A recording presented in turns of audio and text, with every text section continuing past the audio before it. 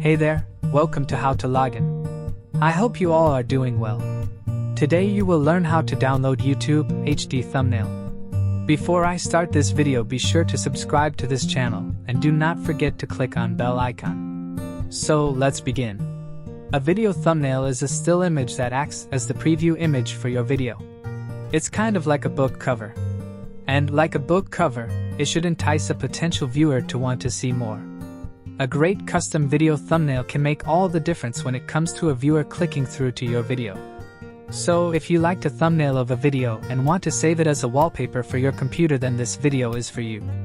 In order to download YouTube HD thumbnail, all you need to do is go to your web browser and type youtube-thumbnail-downloader.com in the search bar and hit enter. You will have a place to paste the link. Now go to YouTube and right-click on the video and click on Copy Video URL. Go back to the youtube-thumbnail-downloader.com and paste it there and hit enter. Now as you can see, the thumbnail is ready to download. Click on Download. Right-click on the image and click on Save Image As. Now click on Save. I hope you guys like this video. I will see you in the next one. Thank you guys for watching this video, and make sure to subscribe this channel and don't forget to hit the bell icon.